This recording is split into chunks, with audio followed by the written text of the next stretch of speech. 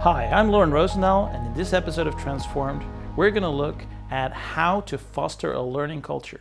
No matter how great your learning program is, or how many great courses you're offering, or what great solutions you're using to deliver learning to your users, it doesn't matter in the end if you don't manage to foster a learning culture.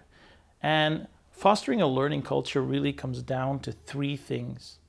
The first of which is giving people room to make mistakes.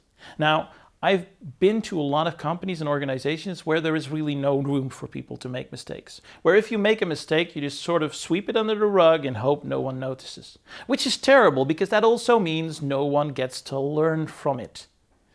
And again, the people making the mistake, if they do get noticed, they're likely to get fired or demoted or not get any further in their career because they screwed up. And this again means that that experience of screwing up, that experience of that mistake, doesn't make it higher up into the organization. Now, someone who really got this was Ford. Ford, when he was building the old Model T, he at some point hired a new vice president. And this guy, he came in and on one of his first weeks, he made a terrible mistake, which at the time cost the Ford Motor Company $500,000. Now, back then, $500,000 was quite the fortune.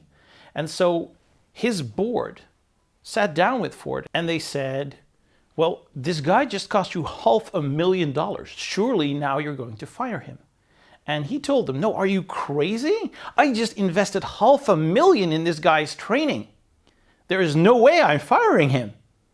And Ford really got the idea.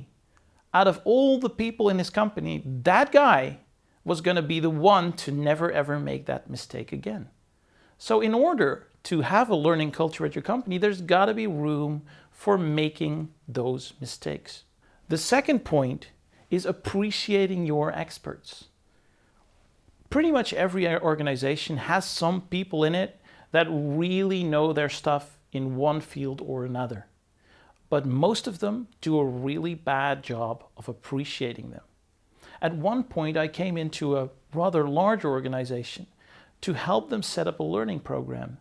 And I asked them, well, who's going to make the content for this? They said, well, we're not quite sure, but we have subject matter experts. Maybe they could do something about this.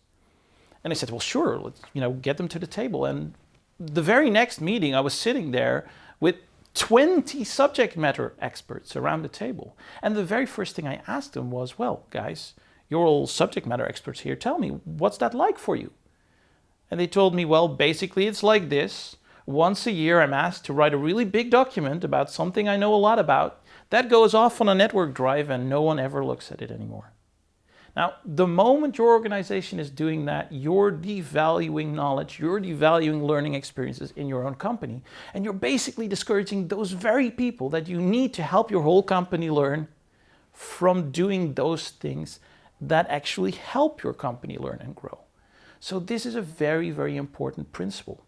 Appreciate your subject matter experts. And appreciating subject matter experts is never about giving them some extra bonus or some extra cash. Sure, of course, you want to appreciate them in that way too.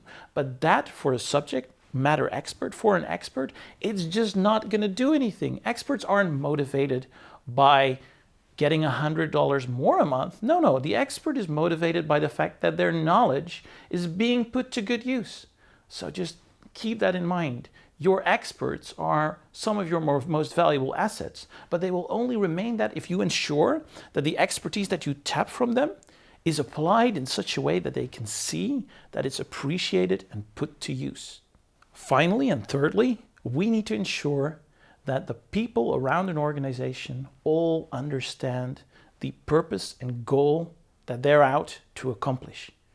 Because even if you've got all the prior things arranged properly, it's this sense of purpose, this sense of direction that actually tends to drive all the learning in an organization.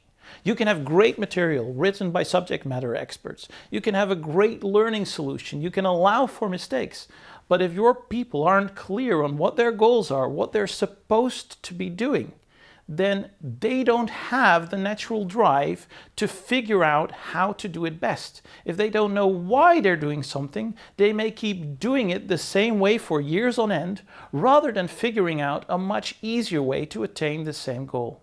And so the third and most important point is to make sure everyone understands purpose. If you have those things down, then your organization will really become a learning vehicle for everyone on board. And with that, we have only one episode left in this season of Transformed. So be sure to join me next time when we're going to look at the future of learning and how things are expected to evolve in the upcoming years. Be sure to like and subscribe, and I'll see you in the next episode.